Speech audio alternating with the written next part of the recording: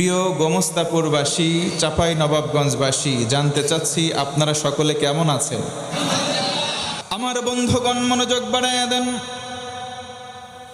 ১ নম্বর রীতিনীতি, সমাজে মানুষগুলো কেমন করে চলবে, কেমন করে বিচরণ করবে। আমার আল্লাহ ১ নম্বর রীতি দিলেন সৌহার্দ্যপূর্ণ আচরণ। পড়েন সুবহানাল্লাহ। একজন ভাই হয়েছে, আপন ভাইয়ের সাথে কথা বলে না। এক বাড়ির মানুষ পাশের বাড়ির মানুষের সঙ্গে কথা বলে না। আওয়াজ করে বলেন তো, চাপায় আছে না নাই? এই বাড়িতে ভালো রান্না হলে দরজা বন্ধ করে দেয়, বাসনা ওই বাড়িতে যায়, গন্ধ ওই বাড়িতে যাই। ওই বাড়ির যদি ছোট্ট কোনো বাচ্চা কান্না করে, আপনি গোনার খাতায় নাম তুলে নিলেন, গোনাগার হয়ে যাবেন। কথা বলেন ঠিক কিনা? আল্লাহ রাব্বুল আলামিন ১৫০০ বছর আগে কোরআনে কারিমে স্পষ্ট জানালেন, বান্দারে তোর ভাই ভুল করতেই পারে, তুই ভুলটা তুই গণনা করবি না, কাউন্টের মধ্যে আনবি না, গণনা করবি না। এক ভাইয়ের ভুল হতে পারে, অন্য ভাইয়ের উপরে দায়িত্ব, ভুলটা তুই সংশোধন করে দিবি। জোরে কোন সুবহানাল্লাহ। আল্লাহ রাব্বুল আলামিন বলেন, ইন্নামাল মুমিনুনা ইখওয়াতুন ফাআসলিহু বাইনা আখওয়াইকুম। চিল্লায়া কোন আল্লাহু আকবার। আমার আল্লাহ বলেন, ও গোলাম, তুমি মুমিন হয়েছো, তুমি ইমানদার হয়েছো, তোমার উপরে দায়িত্ব, তুমি মুমিন, অন্য মুমিন তোমার ভাই। সুবহানাল্লাহ পড়বেন না? এক মুমিন হয়েছো মুসলমান, অন্য মুমিন তোমার ভাই। ভাইয়ের সঙ্গে ভাইয়ের আচরণ, ভাই ভুল করতে পারে, তুমি ভুল করবা না, এটা হলো ইমানের দায়িত্ব। কথা বলেন ঠিক কিনা? আল্লাহ রাব্বুল আলামিন ভিন্ন আয়াতের মধ্যে বলেন, ওয়াল্লাযীনা আমানু ওয়া আমিলুস সালিহাতি ওয়া আকামুস সালাত ওয়া আতাউস যাকাতা উলাইকা আখওয়ানুকুম ফিদ্দীন।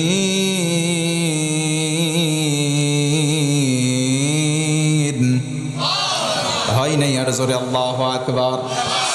আল্লাহ রাব্বুল আলামিন বলেন, বান্দারে নিশ্চয় আমি আল্লাহ তোমাদেরকে এমন করে দুনিয়ার বুকে প্রেরণ করলাম, সৌহার্দ্যপূর্ণ আচরণ যদি করতে পারো, আমলে সালেহ বলে গণ্য করব। পড়েন সুবহানাল্লাহ।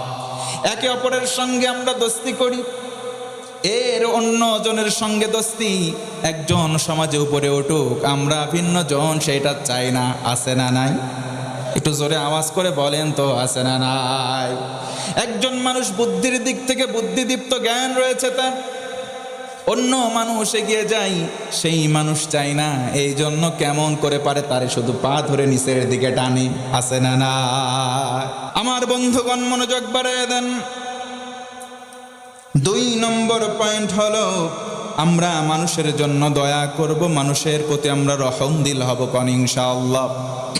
আরো জোরে কোন ইনশাআল্লাহ। আল্লাহ রাব্বুল আলামিন মানুষ দুনিয়াতে পাঠালেন একে অন্যের জন্য দয়াদ্র আচরণ করবে, রহমানের বান্দা হয়ে যাবে। আল্লাহ রাব্বুল আলামিন বলেন, ওয়া ইবাদুর রাহমানিল্লাযীনা ইয়ামশুনা আলাল আরদি হাওনা ওয়া ইযা খাতাবাহুমুল জাহিলুনা ক্বালু সালামা।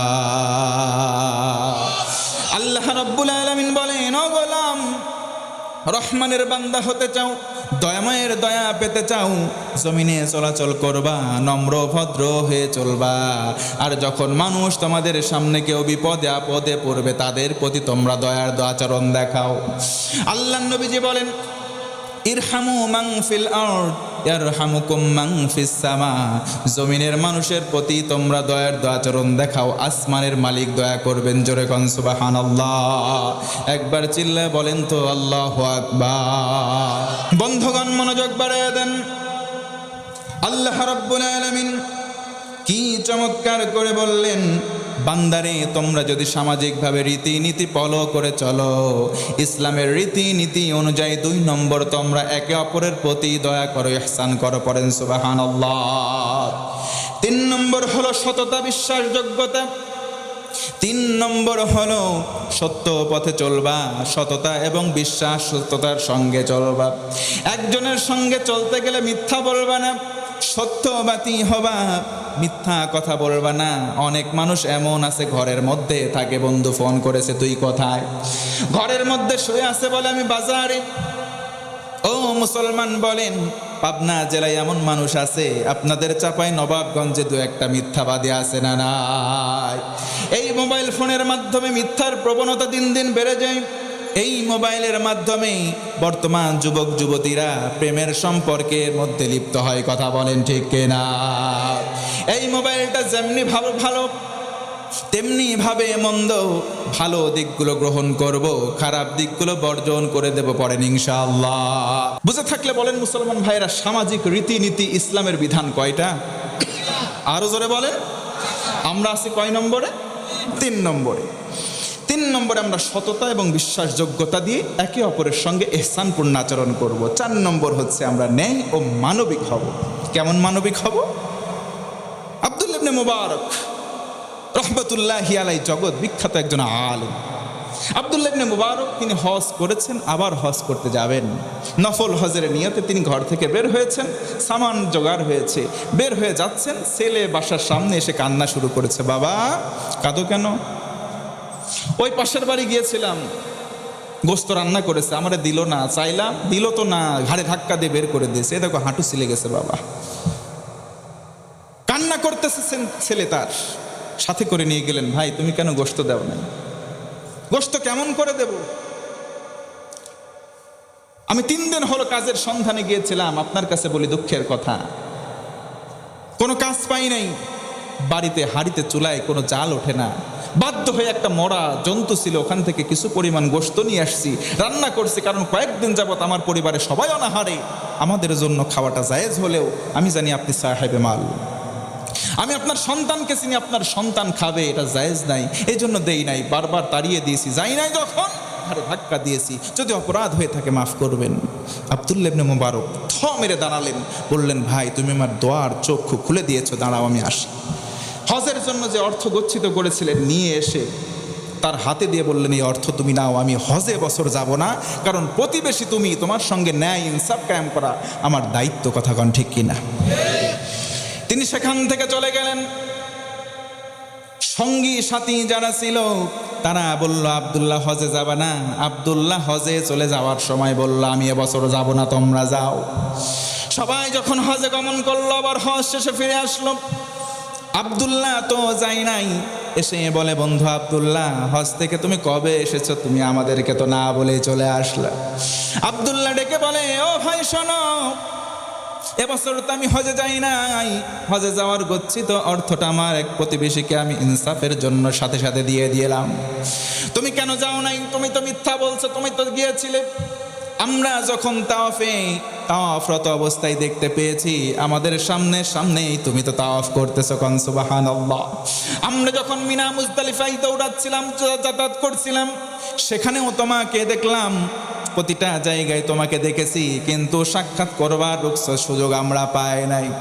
আব্দুল্লাহকে সেই দিন রাত্রিতে স্বপ্নে দেখানো হলো, একজন প্রতিবেশীর সঙ্গে ইনসাফ, সততা, ন্যায়পরায়ণতা করার কারণে আল্লাহ রব্বুল আলামিন তোমার এই বছরের হজটা কবুল করে একটা ফেরেশতার মাধ্যমে হজ সম্পন্ন করিয়ে দিয়েছেন, কোন সুবহানাল্লাহ। ও মুসলমান, জানতে চাই, বলেন তো এই সামাজিক আচরণ, ইসলামী রীতিনীতি আমরাও পালন করে চলবো ইনশাআল্লাহ? পড়েন। 5 নম্বর হলো আল্লাহ রব্বুল আলামিন একে অপরকে সহযোগিতা করার কথা বললেন, একে অন্যকে সহযোগিতা করবে। প্রবাদে একটা কথা আছে, 10-এর লাঠি 1-এর বোঝা, কথা কন ঠিক কিনা? একজন মানুষ গরিব হয়েছে, দুস্থ মেয়েকে বিয়ে দিতে পারে না, আপনার আমার দায়িত্ব, যদি একটু বিত্তবান হই তাহলে সেখান থেকে কিছু অর্থ আমরা জমা করে তাকে সহায়তা করব।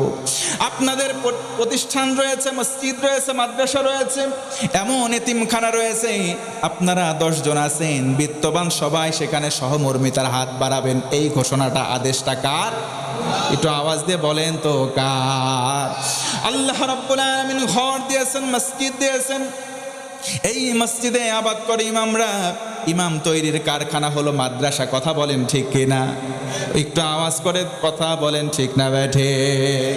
এই সমস্ত মাদ্রাসাগুলো সারা বাংলার জমিনে ছড়ানো ছিটানো, কিন্তু দুঃখজনক সত্য কথা, সরকারি অনুদান পাওয়ার মতো মাদ্রাসার সংখ্যা বড্ড কম।